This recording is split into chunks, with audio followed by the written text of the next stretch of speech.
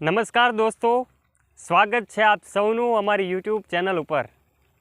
આજે મારે એક એવી ઘટનાની વાત આપને કરવી છે। સુરતની આ ઘટના છે।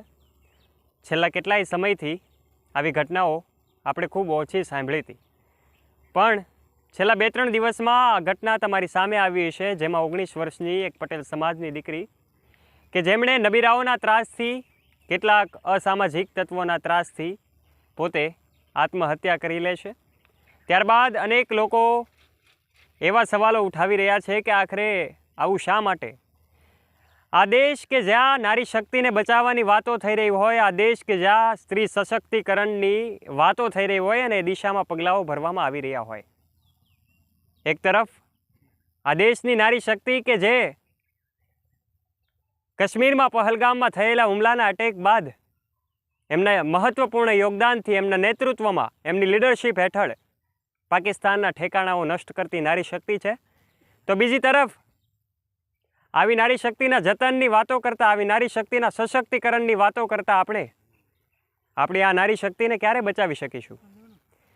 કેટલાક નબીરાઓ દ્વારા ઘટના એવી બને છે કે અસામાજિક તત્વો દ્વારા, લુખ્ખા તત્વો દ્વારા આજે પટેલ સમાજની દીકરી છે, સમાજ ચાહે કોઈ પણ હોય, કોઈ પણ સમાજની દીકરી હોય, એની સાથે કોઈ લેવા દેવા હોતું જ નથી, પણ જ્યારે આ પટેલ સમાજની એક દીકરી, 19 વર્ષની દીકરી, કોઈ શૈક્ષણિક સંસ્થા સાથે સંકળાઈને પોતે ભણાવવા માટે, એટલે કે વિદ્યાર્થીઓના અભ્યાસ માટે પોતે એવું કહી શકાય કે શિક્ષિકા તરીકેની ભૂમિકા ભજવી રહી હતી, એવા સમયે એમના પિતા દ્વારા એવી રજૂઆત કરવામાં આવી, એમની જ વાતો હું આપના સુધી પહોંચાડવા જઈ રહ્યો છું।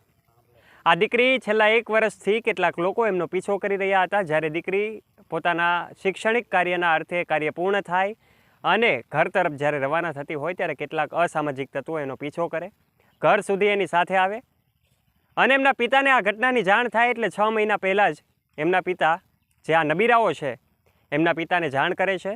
તો એમના પિતા દ્વારા પણ એવું કહેવામાં આવે છે કે તમે તમારી દીકરીને પાછી વાળી લો અને તમારાથી જે થાય તે કરી લેજો।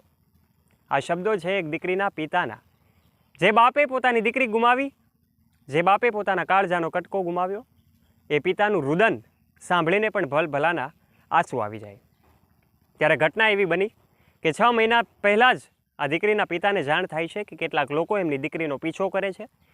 એમના પિતા એક્શન પણ લે છે, પરંતુ આ ઘટના ત્યારે શાંત થઈ ગઈ કે જ્યારે એ જે નબીરાઓ છે એમના પિતા દ્વારા, જે લુખ્ખા તત્વો છે એમના પિતા દ્વારા એવી જાણ કરવામાં આવી કે આખરે હવે જે કાંઈ પણ છે તમારાથી થાય એ કરી લેજો।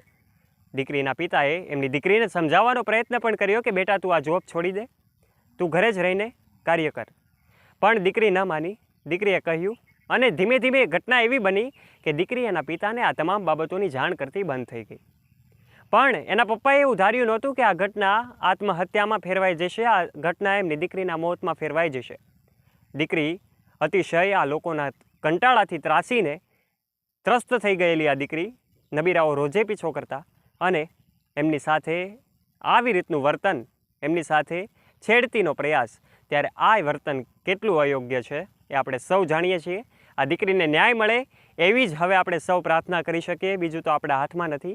આ પટેલ સમાજની દીકરી, ચાહે સમાજ કોઈ પણ હોય, દીકરી સાથેનું આવું કૃત્ય ક્યારેય પણ ચલવી ન શકાય। એના માટે અનેક સામાજિક આગેવાનો પણ આગળ આવ્યા અને સૌએ એમની દીકરીને ન્યાય અપાવવા માટેના પ્રયત્નો કર્યા। ત્યારે દોસ્તો, સમગ્ર ઘટના વિશે આપનું શું કહેવું છે?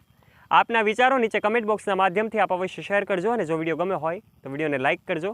સમાજે આ વિડીયોમાંથી ઘણી બધી પ્રેરણા લેવી જોઈએ અને આ દિશામાં સ્ત્રી સશક્તિકરણની દિશામાં પગલાઓ ભરવા જોઈએ। વિચારો કમેન્ટ બોક્સમાં આવકાર્ય છે। બસ આવા જ વિડીયોઝ માટે અમારી ચેનલને નીચે રહેલું બેલ આઇકન દબાવીને સબસ્ક્રાઇબ કરવાની જવાબદારી પણ તમારી છે। ધન્યવાદ। જય હિન્દ, વંદે માતરમ।